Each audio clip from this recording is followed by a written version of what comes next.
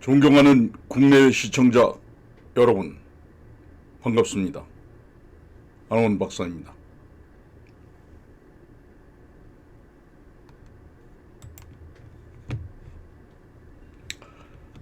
역시 말복을 이렇게 보내고 나니까 그렇게 무덥던 날씨가 조금은 고개를 숙인 것 같습니다. 그렇죠? 세상 만물은 이렇게 때가 되면 고개를 숙이는데 여전히 고개를 뻣뻣하게 들고 있는 사람이 있으니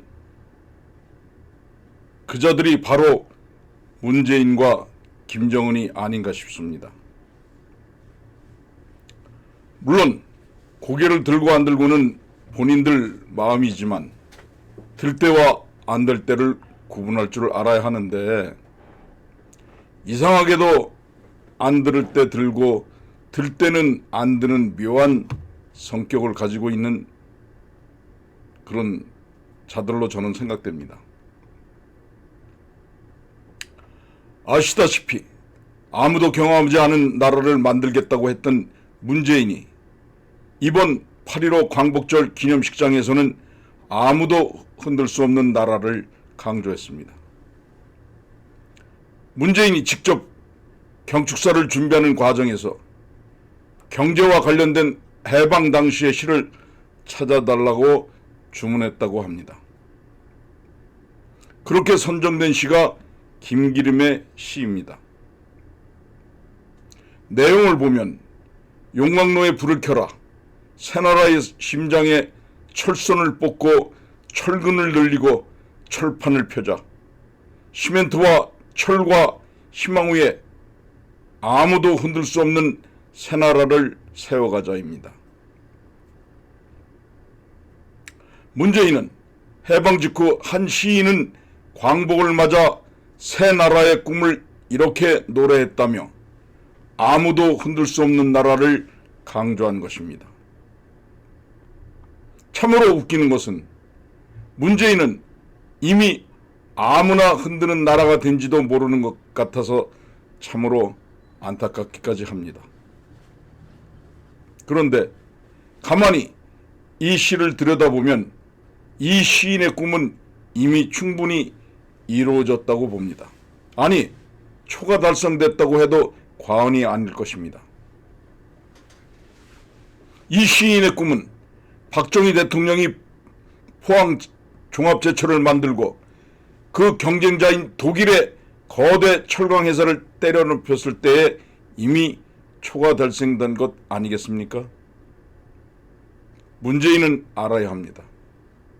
그 포항 종합제철을 만들 때 돈을 빌려주고 기술을 가르쳐준 것이 바로 일본과 신일본 제철이라는 사실을 말입니다. 그런데 지금 문재인이 그렇게 물어뜯으며 핥히고 비난하고 귀턴에 맞지 않는 곳이 신일본 제철이니 어찌하면 좋겠습니까? 과거 역사를 모두 뒤집으면서 용케도 이런 역사는 또 모르다니 참 어이가 없습니다. 물론 A4 용지를 누군가 써주니 그렇게 읽을 수밖에요. 그리고 철선을 뽑고 철근을 늘리고 철판을 펴도록 한 포항 종합제철을 만들 수 있도록 해준 것이 바로 오늘날 문재인과 좌파들이 그토록 비난하고 지탄에 맞지 않는 바로 한일 청구권 협정이라는 사실도 이 기회에 말해주고 싶습니다. 지금 문재인, 당신이 무엇과 누구와 싸우고 있는지를 가만히 돌아보시기 바랍니다. 지금 문재인, 당신이 자랑하는 그 나라는 누가 만들었습니까? 자유시장 국가를 만든 이승만 대통령과 새마을운동을 통해 경제발전을 이룬 박정희 대통령 두 분 덕이라는 것을 알고나 있습니까? 그럼에도 문재인 정권은 이승만, 박정희 두 분을 친일로 몰아 적폐 대상으로 선동하고 있지 않습니까? 솔직히 이승만, 박정희 두 분 대통령에게 미안하지도 않습니까? 지금 당신이 자랑하는 그런 나라를 만든 것은 대한민국을 저주하던 북한을 추종하던 자유민주주의가 아닌 인민주의와 사회주의를 주장하던, 그리고 이승만과 박정희를 적대시하며 싸우던 당신들은 결코 아니었습니다. 정권을 쟁취하기 위해서는 수단 방법을 가리지 않고 뭐든지 다 하는 문재인 정권에게 친일 시비는 최고의 먹잇감이라고 봅니다.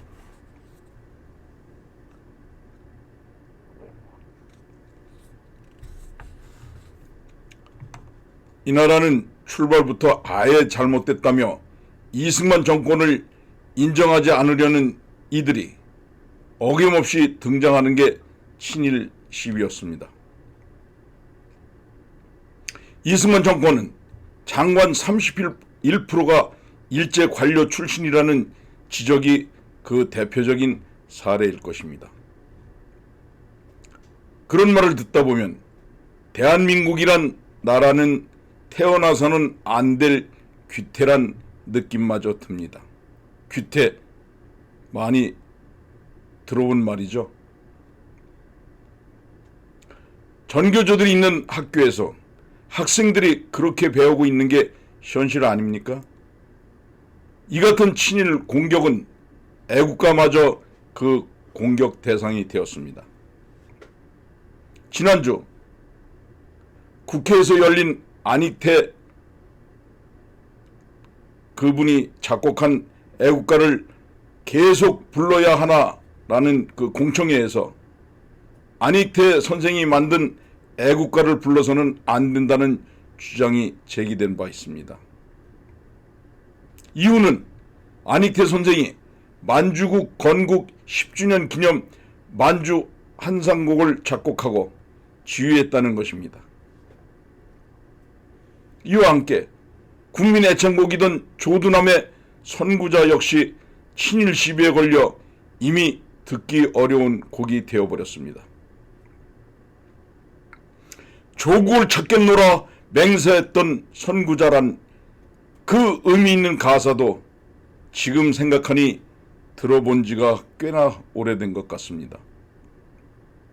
이 역시 윤혜영이 쓴 1절 가사에 나오는 그 선구자가 독립군이 아니라 만주국의 친일 앞잡이란 주장이 제기된 뒤부터였습니다. 심지어는 경남의 일부 시민단체들이 마산 음악관이 조두남을 기릴 목적으로 지어졌다며 폐관을 요구하고 있다고 합니다. 반일 분위기가 온 나라를 휩쓸면서 초, 중, 고등학교의 교가가 그 교체 위기에 놓여 있고 잘라내야 할 운명에 처한 교목, 학교 나무죠. 교모도 부지기수라고 합니다. 그런 그들이 5.18 광주 사태 당시 시민군 대변으로 도청을 지키다 사망한 윤상원과 노동운동에 헌신한 박기순의 영원 결혼식을 위해 만들어졌다는 그 님을 위한 행진곡을 5.18 행사에서 재창을 고집하고 있습니다. 한편으로는 1981년 백기환 씨의 미발표 장시 몇 비나리의 한 부분을 빌려 소설가 황석영이 김일성을 위해 이미 가사를 쓴 것으로 알려지기도 해서 석연치 않습니다. 이들 논리대로면 일장기를 가슴에 달고 올림픽에 출전, 금메달을 딴 손기정도 청산 대상인 친일이 될 수밖에 없을 것입니다. 친일 청산이란 잣대로 모든 것을 재단한다면 엄밀히 말해 대한민국 헌법도 청산 대상이 아닙니까? 우리 헌법 초안은 조선 총독부 친일 관료 춘실들로 이루어진 임시정부 산하 행정연구회와 친일 인명사전에 올라있는 유진호 박사의 작품 아닙니까? 비극이라 할 수 있는 대한민국은 그렇게 해서 만들어진 나라입니다.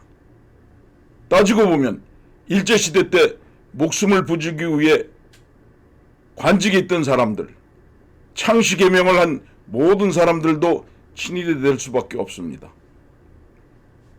좌파들 논리라면 그 당시의 사람들은 모두가 친일입니다. 지금도 조국이 먹잇감으로 친일을 물고 늘어지며 문정권에 대해 지적을 하는 이들을 모두 친일파로 몰아 적폐 대상으로 선동하고 있지 않습니까? 솔직히 지금 친일을 부르짖고 있는 사람들의 할아버지, 아버지가 더 친일이라는 것은 세상이 다 드러나 있는데 이들은 씩씩하게 친일을 남에게 뒤집어 씌우고 있습니다. 우습습니다. 문재인, 노무현, 박원순, 유시민, 홍영표, 정동영 이 사람들 할아버지나 아버지 한번 보세요. 친일파인지 친북파인지 가짜나서 말이 안 나옵니다. 참으로 가관인 것은 자기가 이념에 사로잡힌 외톨이면서 광복절 경축사에서 문재인은 애국인사, 야권이죠. 애국인사들을 보고 이념에 사로잡힌 외톨이라고 했는데요. 이거야말로 자신에게 해당되는 말이 아닙니까? 문재인이야말로 주사파나 공산주의 망령에 붙들린 외톨이가 아니겠습니까? 거물간첩 신영복을 존경하고 부인을 시켜 윤희상 묘에 동백나무 항공기로 옮겨서 심게 하고 6.25 전쟁 시 우리 국군에게 총뿌리를 겨눴던 김원봉을 국군 창시자라며 훈장을 주고 싶다던, 그리고 국가 전복을 하려던 산호맹 출신 조국을 법무부 장관으로 임명하려는 상식적으로는 도무지 이해할 수 없는 이상한 행동은 골라가면서 하는 외톨이가 문재인 본인이 아닌지 되묻고 싶습니다. 세상 어느 나라 집권자가 자기 나라 뒤엎어 버리겠다고 활동한 간첩을 존경한단 말입니까? 그 정체성을 의심하지 않을 수 없는 지경에 이르렀습니다. 헌법 정신대로 자유민주주의를 하자는 그 인사들이 왜 외톨이란 말입니까? 왜 이런 애국지사들이 냉전, 수구, 골통이 돼야 된단 말입니까? 오히려 문재인이야말로 국제외교의 외톨이요, 이상한 이념에 사로잡혀 상식에 어긋나는 정책과 행동을 남발하고 있는 외톨이가 아닙니까? 문재인이 경축사에서 북한과 평화 경제의 모든 것을 쏘아붙겠다고 한 직후 어떤 현상이 벌어졌습니까? 북한 김정은이요, 미사일 2발을 발사하며 삶은 소대가리도 양천대소, 하늘을 보고 크게 웃는다는 말을 하는 겁니다. 양천대소할 노릇이라고 비난하며 심지어는 문재인을 두고 정말 보기 드물게 뻔뻔한 사람 취급을 했습니다. 또 문재인이 남북 경협으로 단숨에 일본을 따라잡을 수 있다고 했을 때도 맞을 짓을 하지 말라며 발사체 2발을 또 쐈습니다. 미사일 발사를 새총 쏘듯 너무 반복하다 보니 무슨 드라마를 보는 것 같은 착각을 일으킬 정도입니다. 제1야당 대표가 대통령 경축사에 손뼉을 치지 않았다고 무례하다고 맹비난했던 민주당이 대통령이 조롱을 당하고 망신을 당하는데도 수위 조절이 필요하다고 북한 김정은을 감싸고 있었습니다. 겁먹은 개, 삶은 소대가리를 듣고도 수위를 조절하겠다니 기가 차고 할 말을 잊었습니다. 북의 이 같은 처사는 북한이 문재인 정권을 우습게 보고 남북 정상회담을 하고 싶으면 그 대가를 치르라는 것입니다. 그 대가가 뭐겠습니까? 전면적 대북 제재 해제뿐인데 그게 가능이라도 합니까? 물론 트럼프와 김정은 사이의 그 거래에 따라서 북의 핵 보유와 대북 제재 해제가 이루어질 수도 있을 것입니다. 높아심에서 하는 말인데 이때 문재인은 대북 제재 해제를 막지 않을 것 같습니다. 정말 우려되는 것은 그와 같은 사태가 벌어진다는 것입니다. 이미 실패했을 뿐만 아니라 병적 일탈 정신의 산물인 공산 사회주의 이념에 깊이 빠져 제 나라의 모든 기반을 파괴하고 북괴소에게 종속시키려는 듯한 뉘앙스를 풍기는 언행이야말로 자신의 의사와는 상관없이 국민들에게 수구냉전적 사고에 붙박이 된 외톨이로 비춰지는 것을 어떻게 변명하며 어떻게 국민들을 이해시킬 것입니까? 북한은 올 들어 벌써 8번째 미사일을 쐈습니다. 여기저기 발사 장소를 바꾸더니 급기야는 이번에 남북 분계선에 가장 가까운 지역까지 내려와서 발사를 하며 새벽잠 제대로 자기는 글렀다고 문재인을 조롱하며 경멸하고 있습니다. 문재인 개인이 아닌 우리 국가 원수가 그런 수모를 당하는 것에 대해 분노를 느끼지 않을 수 없습니다. 아마 모든 국민들은 다 그런 감정을 갖고 있을 것입니다. 못 주고 뺨 맞는다는 옛말처럼 어쩌다 문재인이 이 지경에까지 왔는지 안타깝기만 합니다. 너무 무능하다 보니 어떤 때는 고소하다는 생각까지 하게 됩니다. 문재인은 경축사에서 아무도 흔들지 못하는 나라를 만들자고 주문했습니다만 그러나 지금 실제 상황은 여러분들이 아시다시피 대한민국은 아무나 흔들어대는 나라가 되었지 않습니까? 미국을 비롯한 중국, 러시아, 일본, 더 나가서 북한까지도 말입니다. 그 책임은 누가 뭐라 해도 문재인에게 있습니다. 일말의 양심이 있다면 문재인은 스스로 그 책임을 지고 용단을 내려야 할 때라고 봅니다. 아무도 흔들 수 없는 나라가 되려면 경제가 활력 있게 성장해야 하고 군사적으로도 강력해야 하며 능수능란한 외교 정책을 추구해야 하는데 안타깝게도 최고 지도자가 경제도 국방도 외교도 통일도 수장을 모두 부적격자인 코드 인사로 임명했다는 것이 문제가 될 수 있습니다. 문재인은 경제 활력을 깨뜨렸고 군대의 기강은 땅에 떨어지고 김정은에게 매달린 것 외에는 통일부 외교부는 아예 존재자체도 없었던 것이나 마찬가지였지 않습니까? 여당의 권위도 인정하지 않았습니다. 오직 청와대만 있을 뿐입니다. 지금은 북한 김정은이를 성토할 때입니다. 북한을 감싸고 있을 때가 아닙니다. 반일 감정 부추기며 친일 적폐 청산 이제는 끝내야 합니다.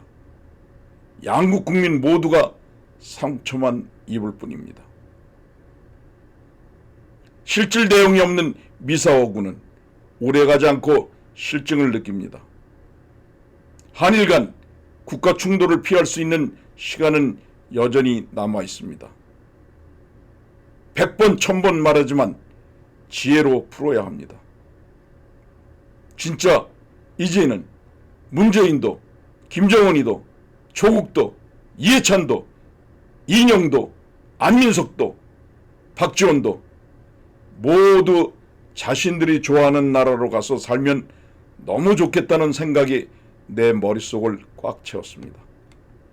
끝까지 시청해 주신 시청자 여러분, 감사합니다. 건강하십시오.